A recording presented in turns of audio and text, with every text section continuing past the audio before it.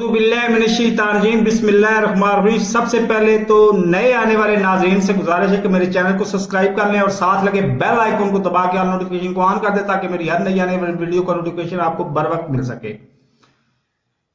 ले जी, आज आपका मामला उससे भी ज्यादा आसान करती है। पाकिस्तान की इकोनॉमी को तबाह होने से बचाने के लिए, और नुस्खा भी 2-3 दिन गई है। एक तो पुराने जमाने में बात की जाती थी कि मौलवी जो कहता है वो करें और जो करता है वो कभी हरगिज ना करें, और ये बातें पुरानी हो गई हैं। आज मौलवी, पाकिस्तान का मौलवी कहीं देखें उसकी तरफ देखें भी नहीं।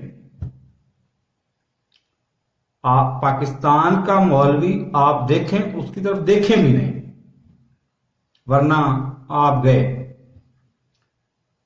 नंबर 2, अगर कहीं आपको नहीं, नंबर 2, अगर कहीं आपने 3 दिन अपनी वोट के पीछे पीछे रहना, साए की तरह, आपने वोट जिसको दिया है उसकी तरफ जा रहा है या किसी और की तरफ चला गया है। बाकी वोट उधर से आएंगे, या उधर से आएंगे, या ऊपर से आएंगे, या नीचे से आएंगे, उगेंगे, ये अलग बात है। आपने खुद अपना वोट उसके पीछे पीछे 3 दिन रहना है। आपका वोट जाता किधर, आपने जान दिया वहां पे जा रहा है या कहीं और जा रहा है।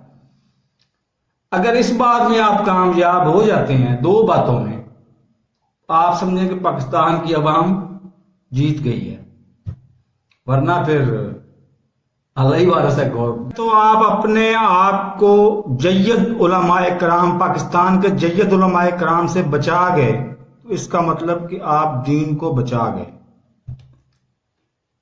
जय्यद उलमाए कराम से अपने आप को बचा गए, अपना दीन बचा गए।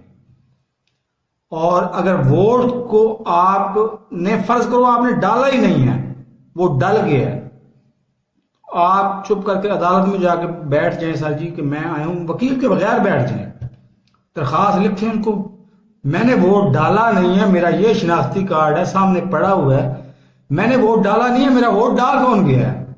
अगर वोट को बचा गए, आप पाकिस्तान की इकानमी को बचा गए। ये 2 चीजें आप ज़हन नशीन कर लें, बिठा लें, और वरना पाकिस्तान का को अल्लाह ही बचा जाए तो बचा जाए, वरना नजर कुछ नहीं आता।